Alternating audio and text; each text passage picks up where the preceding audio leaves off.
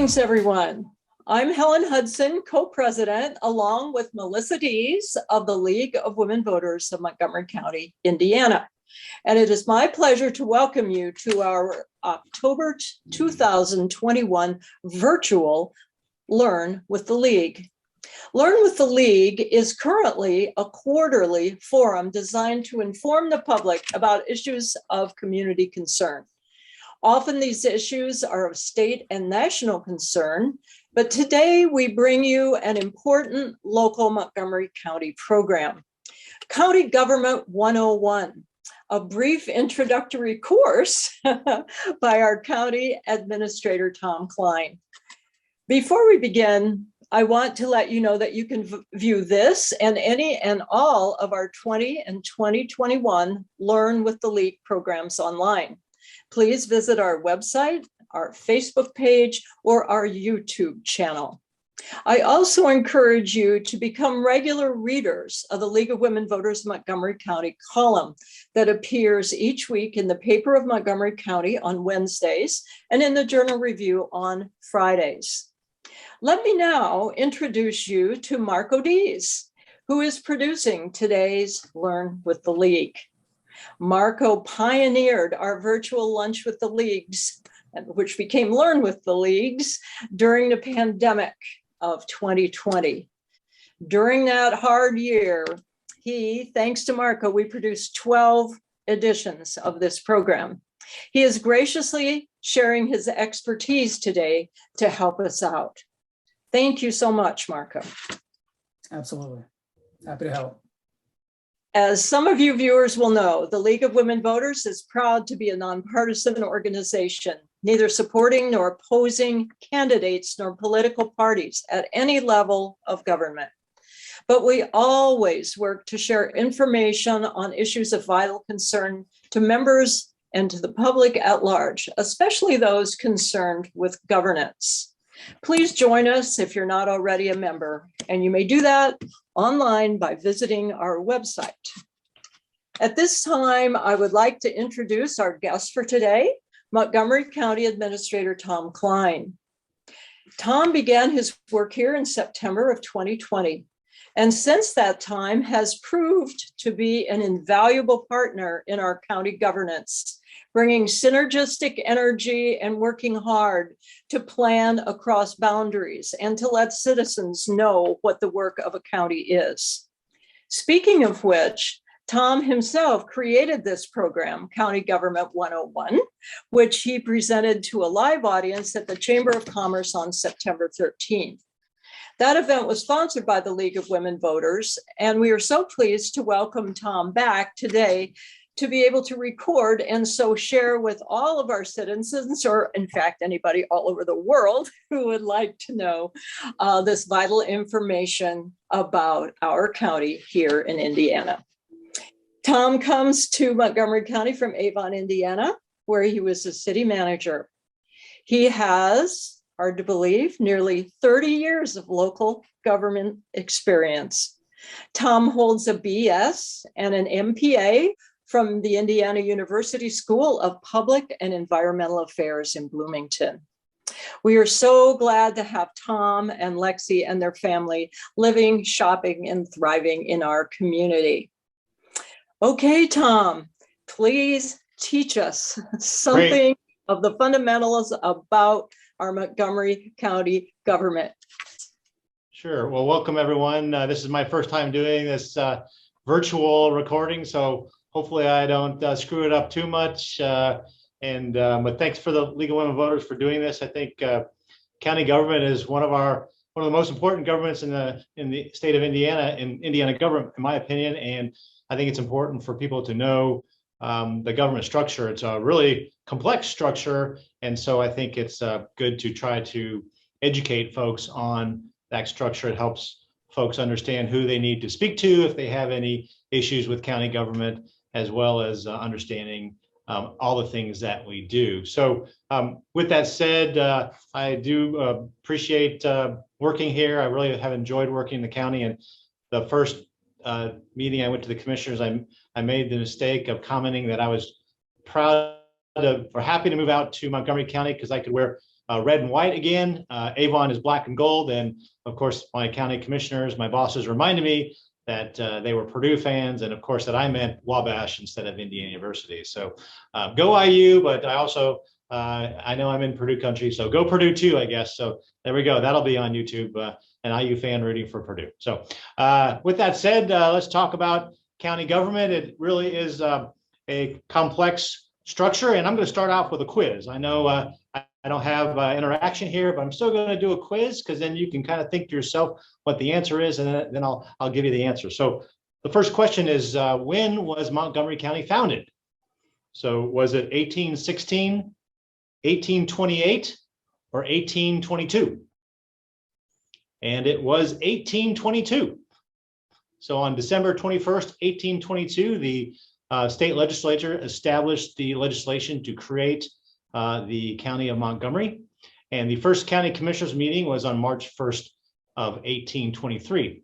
So we actually have a bicentennial committee that's starting to meet to talk about some celebrations of the county's bicentennial in 2022. How about our budget? So what do you think the entire budget for the county government for 2021 was? Was it 15 million, 30 million, or 45 million? The total county government budget for 2021 was $30.8 million, with the general fund budget of $12.8 million. The general fund is the main property tax supported budget that funds a lot of our departments in the county. And the 2022 budget request is $37.7 million, and 43% of that is for personal services for that. So that's employees and their benefits. And 23% is other services and charges, which is contractual services. The next question, how many employees does the county have, including part-time employees?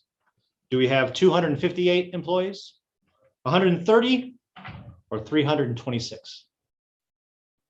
We actually have 258 employees, and 217 of them are full-time. True or false?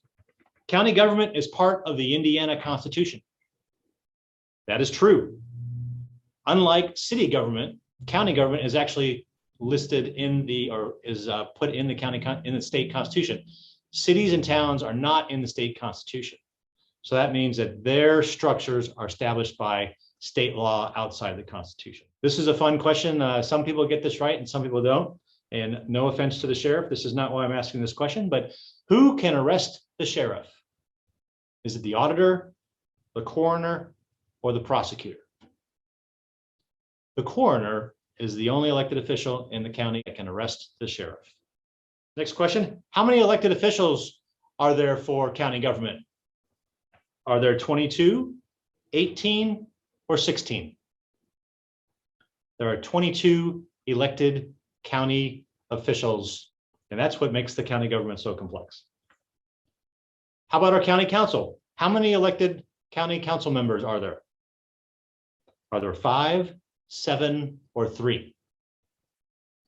There are 7 county council members. 4 of them are representing districts, and 3 are at large, which means they can live anywhere within the county. All right, so there's my quiz that kind of does a quick start on some things for county government. And so now I'm actually going to talk about all those different elected departments to explain what they do. And then I will also talk about the different departments that are appointed as opposed to elected in county government. So the first elected body I want to talk about is the Board of Commissioners. So the Board of Commissioners is a 3-member board, and they are the executive and legislative body for the county. So unlike city government, where the executive and the legislative is separate, where the executive is the mayor and the legislative is the city council, in county government, those 2 functions are combined into the Board of Commissioners. They are 3 members. The members are John Fry, Dan Guard, and Jim Fullwider. They can serve unlimited terms, and they serve terms of 4 years. So they are responsible for passing all the laws of the county, approving any rezoning petitions of the county, approving all contracts for the county. And then they are also responsible for executing or implementing the policies and the management of the county. So hence the name, the executive and legislative body. So that's the Board of Commissioners. They make 7 appointments and they supervise 5 departments. So we'll talk about those when I get into the different departments underneath them. So we also have a county council, as I mentioned earlier. So unlike the city, the county council just has one sole responsibility, and that is they are the fiscal body of the county. That means they approve the budget.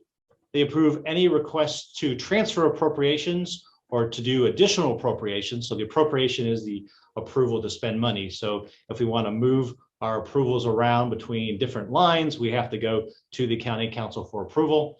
Or if you want to spend more money than what was approved at the beginning of the year, or actually really at the end of the year for the next year, you have to go back to the county council and say, we would like to spend more money, and they have to approve it. They also approve the salaries for the county government. They meet every month on the second Tuesday of the month at 9 a.m. Currently at the county courthouse. They will be moving their meetings to the new government center sometime in 2022.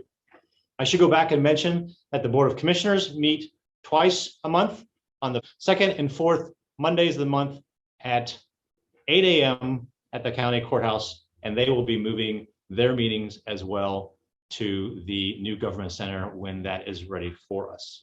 So those are the 2 main bodies that deal with the financing as well as the adopting of laws and implementing. But we have a lot of other elected bodies too.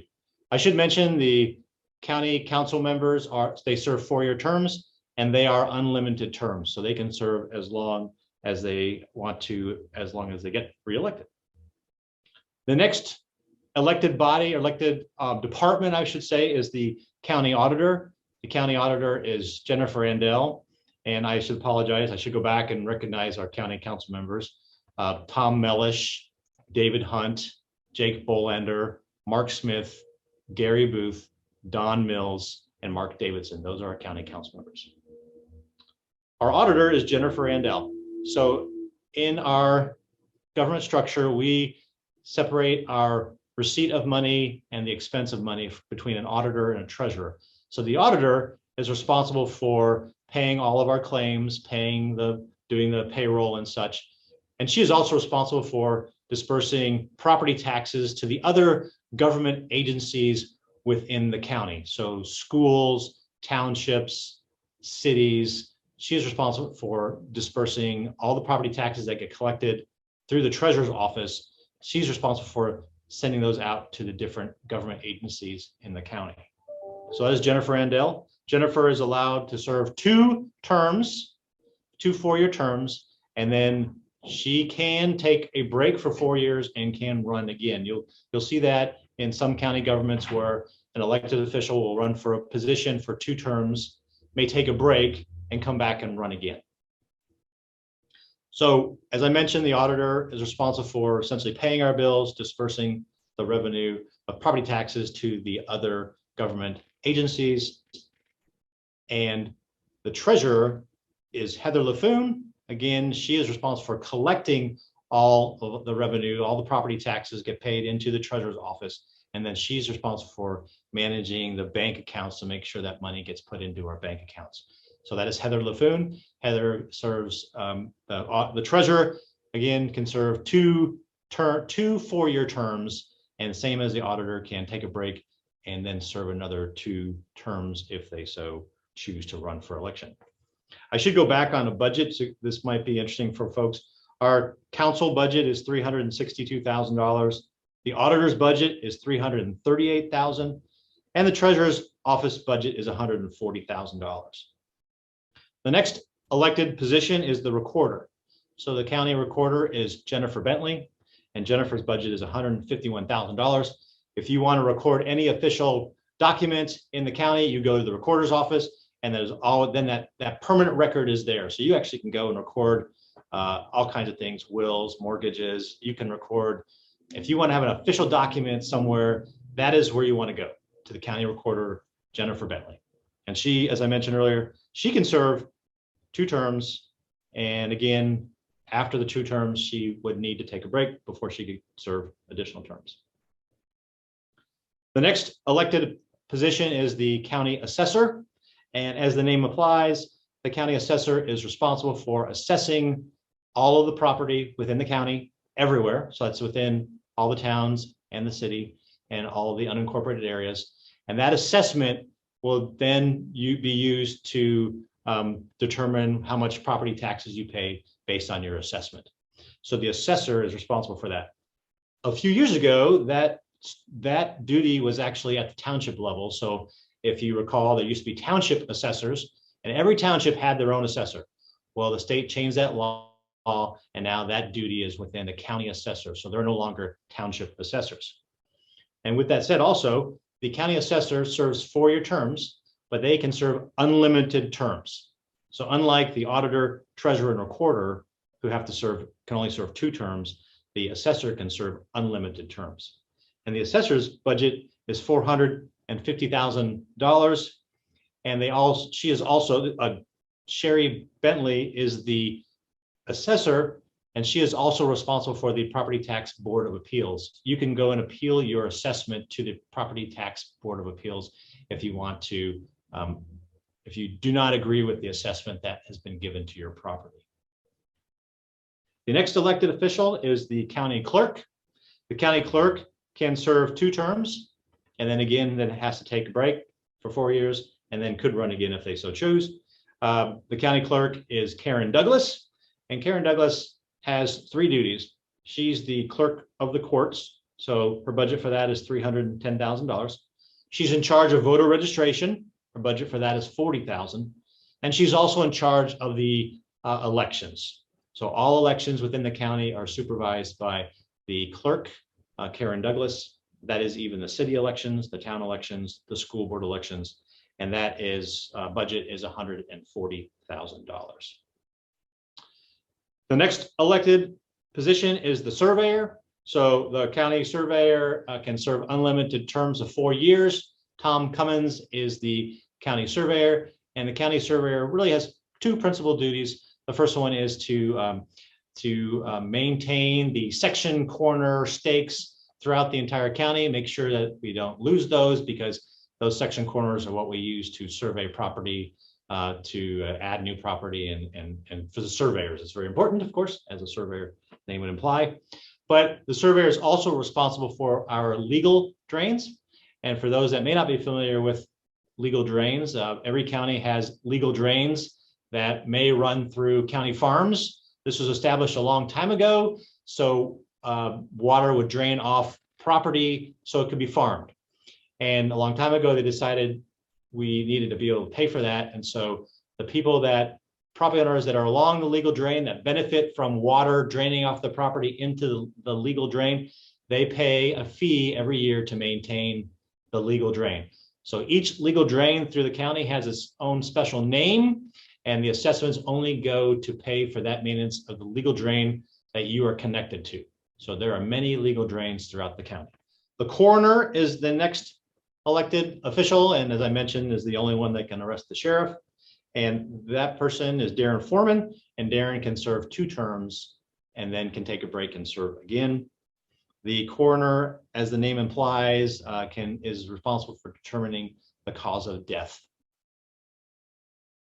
And the coroner, Darren's budget is $71,000. So this next one is really interesting, our court system. So the courts, we have 3 courts in the county, and we have 3 judges. They can serve unlimited terms. We have Judge Barajas in the Superior Court 1. Her budget is $196,000. We have Judge Petrie in Superior Court 2. His budget is $165,000. And we have Judge Simas in the Circuit Court. His budget is $249,000. What's interesting about the court system is the judges actually are part of the state court system. So they're actually considered state court employees. They're elected officials, but they report to the state. But their employees are county employees. So that is an interesting structure there in dealing with the courts. We also have then in the court system itself as well, we have a county prosecutor, Joe Boozer. The county prosecutor can serve unlimited terms. The county prosecutor is also responsible for the child support division to ensure that people are paying their child support. The budget for child support is $330,000. The prosecutor's budget is $337,000. The next position is the sheriff, and is the next, this is the last elected position in the county. Not the least important, but the last one listed here is the sheriff. The sheriff is Ryan Needham. The sheriff can serve 2 terms and then actually can take a break. And as we've mentioned earlier for some other officials, can take a break and run again after 4 years. So that has happened in other counties for the sheriff. The sheriff, Ryan Needham, is responsible for 3 duties. Obviously for patrol, 24/7 patrol of the county. That budget is $3.4 million. The sheriff is also responsible for the jail. That budget is $2.6 million. But also the sheriff is responsible for courthouse security and will also be responsible for security at the new government center. And that budget is $178,000. So those are our 22 elected officials. But on top of that, we have departments that implement a lot of policies for county government. And the first one is the Building, Zoning, and Maintenance Department. That is the first department underneath the commissioner's supervision. The director is Mark Bonwell, and the Building, Zoning, and Maintenance Department is responsible for building permits. So if you wanted to build a barn or a new home or a new structure in the unincorporated areas of the county, you would come to the Building, Zoning, and Maintenance Department to get a building permit to build that building. They also do zoning administration. So if someone wants to rezone property in the unincorporated areas of the county, they would come through our process where it would go to the County Plan Commission, and then they would forward either a negative or positive recommendation to the county commissioners, who then would have the final vote on a rezoning. And that department is also responsible for maintenance of our buildings. And so they maintain all the buildings that we have. The budget for the Building and Zoning Department is $183,000, and we have a maintenance budget of $170,000. This next department is a collaboration with the city government. This is called the Central Communications Center. So in Montgomery County, we have 1 emergency dispatch center. So some people may know it as E911, but there's 1 dispatch center in Montgomery County, and it is governed by a governing board and an operations board. The governing board consists of elected officials, the mayor and the commissioners, and I believe a town also has a representative. They actually establish the policies for the Central Communications Center, and they appoint the director of the center, which is Sherry Henry, and their budget is $1.344 million. And they receive funding from the city and the county and also the state. So everyone pays an E911 fee from their phone, and that money goes to the state, and then part of that comes back to help pay for dispatch centers. That center, of course, operates 24/7 and has, I think, 18 total employees. The next department is the Commissioner's Office. So the Board of Commissioners has an office that I work in as a county administrator, as well as the executive assistant for the county commissioners, which is Lori Dossett. My job I liken to the school superintendent position. School boards appoint school superintendents to manage the day-to-day operations of the schools. County commissioners appoint a county administrator to manage the day-to-day operations of the county and implement the policies of the commissioners. And then Lori Dossett assists with a lot of those duties as well as the executive assistant. Also in that commissioner's office, we do a lot of stuff. We are responsible for supporting our boards and commissions, department support and collaboration, legal services for the county, asset management, intergovernmental relations, grants, public relations, information technology, economic development, and human resources. The next department is, again, kind of a collaboration with the city. It's the Emergency Management Agency. The director of the Emergency Management Agency is Sherry Harrington, and there is an advisory council that provides advisory, gives her advice on how emergency management services should be provided. Emergency management agency services should be provided in our county. So they're responsible for securing grants for to prepare us for any type of natural disaster that may occur in the county. So Sherry Harrington is appointed by the commissioners with the advice from the advisory council. Any questions? Okay, no question. Sorry, I had to throw that in there. Okay, so the next department is our engineering department. That is another department underneath the responsibility of supervision of the commissioners. This is a new department. We've had a county engineer for a few years, and that was underneath the highway department. And we've actually pulled that out to have its own department. So we have a county engineering department. Our county engineer is Jim Peck. So Jim Peck is responsible for a lot of the engineering, infrastructure, road design, and bridge maintenance. So this is one of the key responsibilities of county government is we maintain all the bridges, excluding the state highway bridges in Montgomery County, even the bridges that are in cities and towns. County government is responsible for maintaining them.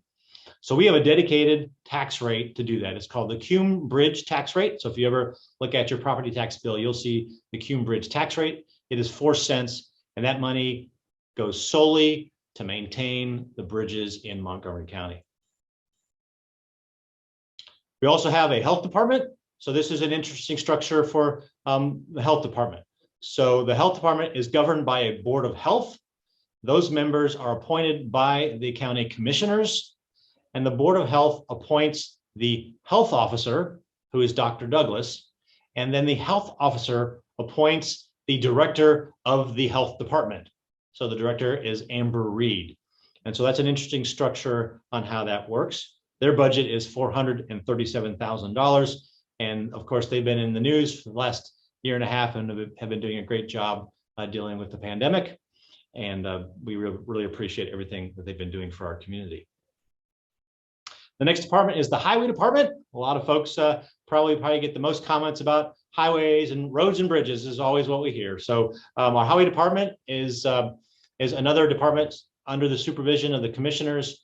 The highway director is Jake Lowe, and the highway department's budget is $5.4 million and entirely financed with gas tax. So when you go and fill up your car, you pay a gas tax. That money gets sent to the state, and then the state distributes that by a formula back to cities, towns, and counties for road maintenance.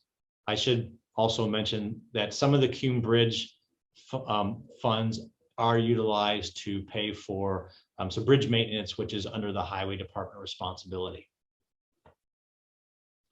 The next department under the commissioner's responsibility is the mapping department. This is a new department as well. The director is Mike Davis, and he has a budget of $83,000. And Mike is responsible for the maps that we call the GIS maps. So if you ever go to our website, you can go to our GIS map system. You can zoom in on, you can look up your property and you can see your property. You can see your property record information. But we also have a lot of layers of different types of information regarding right-of-way and utility locations, all kinds of things. Right now, he is working with the clerk to do the redistricting of precincts. And so he does a lot of stuff with parcel splits. Any property information gets put on our map system. So that's Mike Davis with the mapping department. The next department is the probation department. Andrea Geigel is the probation director, and she has a budget of $1.064 million. And she is appointed by the judges. So her job is to manage probation of people that had gone through the court system and that are on probation. So she has probation officers that supervise to make sure that people are following their probation requirements that the judges have given this person. So she's appointed by the judges. Another person appointed by the judges is the public defender. The public defender is Brian Donaldson, and Brian's budget is $488,000.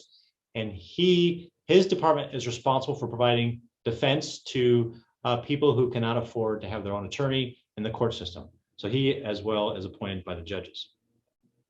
Another department that is under the commissioner's appointment is the Weights and Measures Department, or I should say Weights and Measures Inspector, because this one is a little confusing too.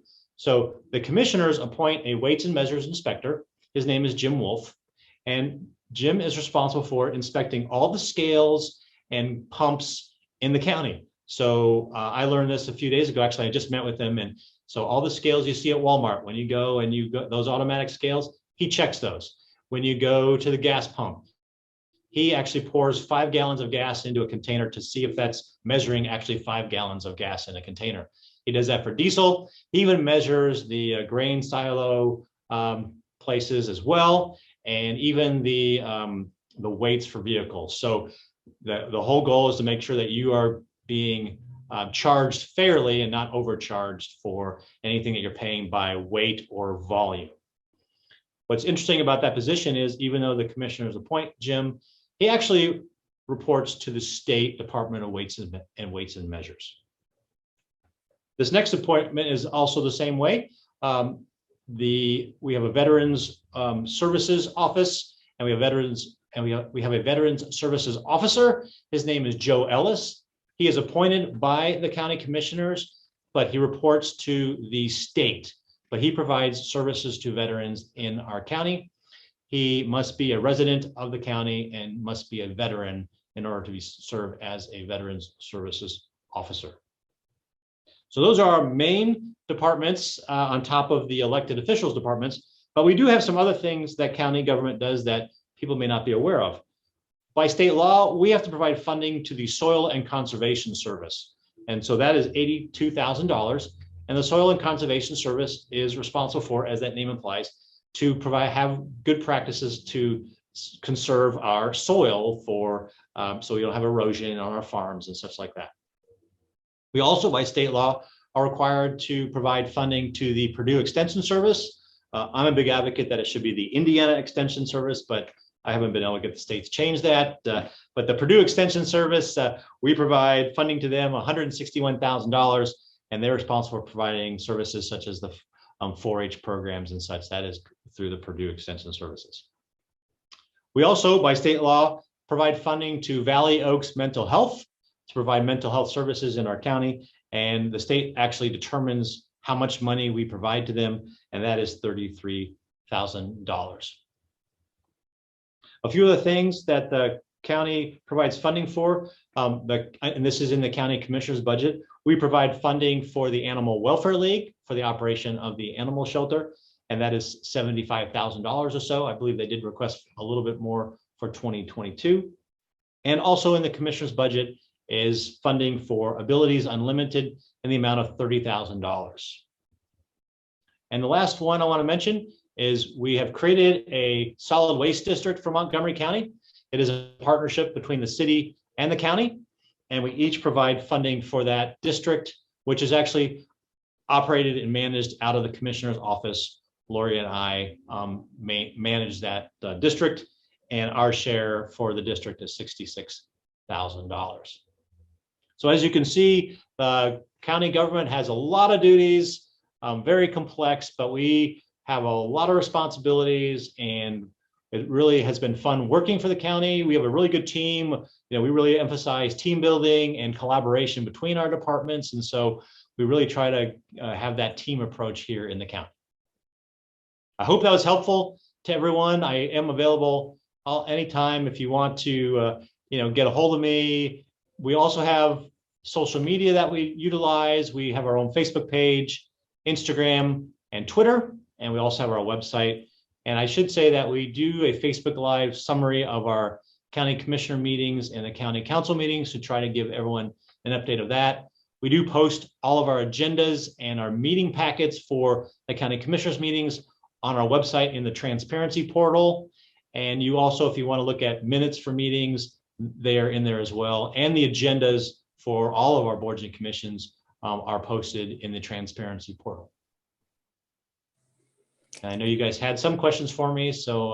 Tom, I know when you did this live, you mentioned about the budget. If people want to see the budget too, that you have actually a paper version at the public library, is that correct? That's right. So the county budget process starts so every year we have to go through the budget process. Our budget is a calendar year, so we begin that budget process usually in July, where departments submit their budget requests. then the auditor puts it together in a budget book. And this year we did a budget book that describes every department, what their duties are, but also what their budget highlights were, and then also explains the different funds that are being used by each department and explains what those funds are, what they can be used for. And it also explains the 4 categories of expenses that we put our budget requests into. And so it kind of gives a little more understanding of how the budget works.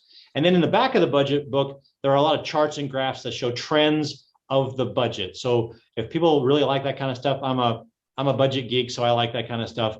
But it is available at the the Crawfordsville Library, the auditor's office, as well as the office at South Boulevard. So, our goal has been to try to be as transparent as possible about our budget process and educate people about where your tax dollars are spent. Thank you very much. And I know the reason that it's there in hard copy is because it's such a massive piece of information. It doesn't translate digitally very well. Yeah, we actually will need to work on next year's goal is to work on getting that into our county website as well. Hey, that's great. Thank you so much. Sure. Thank you, Tom. First of all, first thing I want to say is yes, this was very helpful. You said hopefully this is very helpful. I got to tell you, that's a lot. There's a lot of moving parts there. A lot of names. Some of them I recognize. I was more familiar with than others.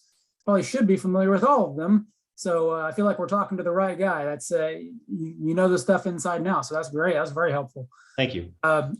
First question I've got for you is, can you tell us a little bit more about the Montgomery County Government Center that's being developed, and a little bit about like accessibility with it being further from the downtown? Yes.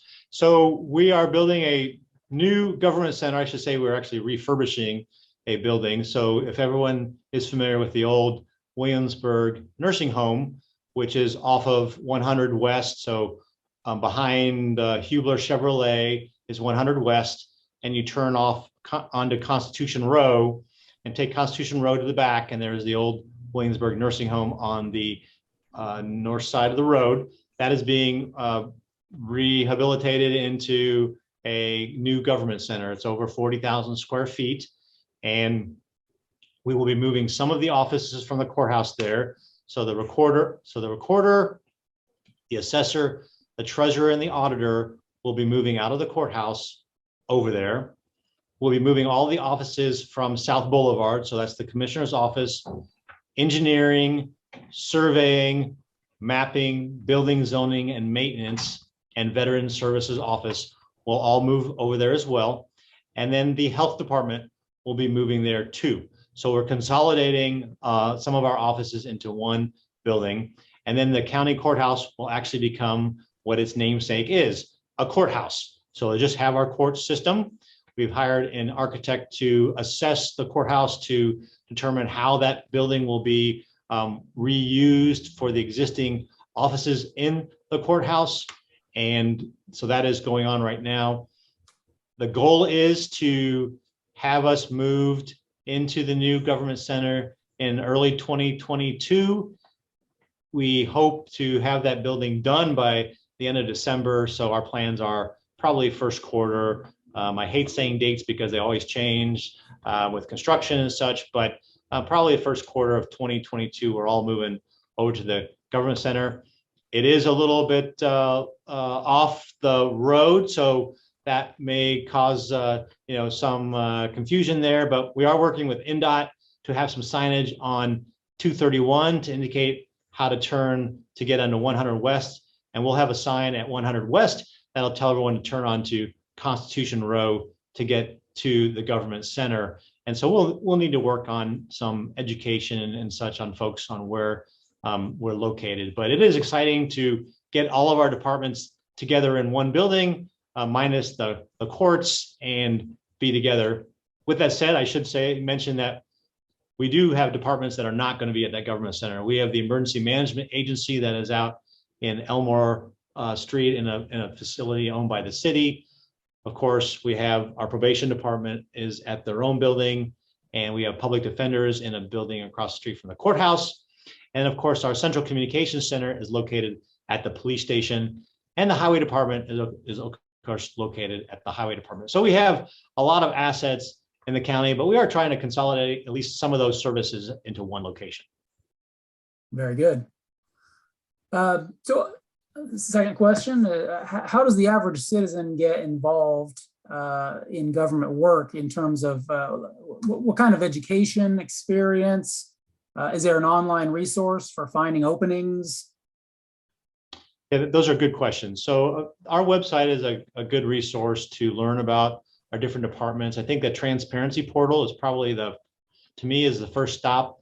That has our agendas, our minutes, our financial reports, and any of our plans that we have that guide our policy making in the county. So that's a great place to learn about what's going on in the county.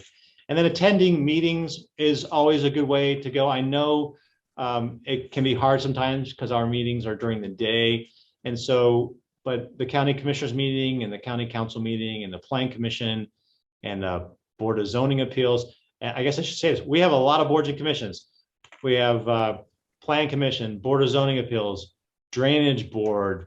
We have of course, we have the central government, the governing board, the operations board. There's just so many different meetings that occur that it can be kind of hard to figure all of them out. And so it depends upon what you're interested in and maybe focus on that particular item. And now that we've done this little, synopsis of county government, hopefully people now will know, okay, well, if I have a legal drain issue, I know that I should contact the county surveyor to talk about this legal drain. Or if I have an issue with a probation item, I know to contact Andrea Geigel at the probation department. And so hopefully that will help people know where they need to go.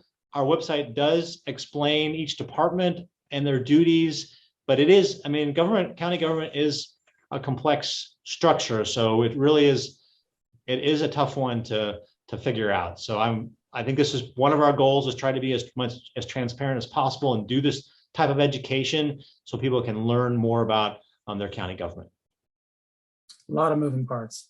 I guess I would also say, if people are interested in serving on a board of commissioners, say, hey, I'd like to serve on the drainage board or the board of the plan commission or the board of zoning appeals or the redevelopment commission. That's another one we have, or the economic development commission. Those types of things, you could always reach out to me and say, hey, I'm interested in serving the county. Here are my interests. What do you think I would be best suited for? And then we can have that conversation. Most of the appointments are by the county commissioners. Some are done by county council. And so depending upon those appointments, that information would be relayed to that appointing body to make a decision. Okay. And on that same note, in the interest of equal representation, how can we get more minority involvement in government, do you think? Are there any initiatives or outreach programs that are focusing on that? Yeah, that's a good question. I think we need to look at how we can reach out to the minority populations and such, and have them more involved. I think this may be the first step to try to educate everyone about county government so people would know how to reach to us. I should say our website actually is in multiple languages, so people that do not speak English actually can go on there and have that website translated. And so I think that's trying to have that so it is approachable for other people. Certainly, yeah, that's a good start. Okay, well, Tom, that's all I've gotten in the way of questions. I just want to thank you very much for your time, all the great knowledge and the insights. This is interesting stuff. Obviously, again, right person, you're the right person for the job. You know your stuff. So my hat's off to you. That was a lot to digest. I'm going to be going back through and watching this again, I think. So yeah, thank you. It's government is can be pretty dry, but it's an important part of all of our lives. And so yeah, if we can be more educated about what all of our duties are in county government and city government and our schools, then we can have a more informed citizenry, which is benefits all of us to have a good community. I couldn't agree more. Tom, thanks so much. It's great to meet you. Thank you all so very much for attending this special edition of Learn with the League with Montgomery County Administrator Tom Klein. Thank you all for attending, and please tune in January for our next Learn with the League. And in the meantime, feel free to visit any of our programs. Just go to our website and you'll find it all there. Thank you again, Tom and Marco, for this wonderful and most beneficial program.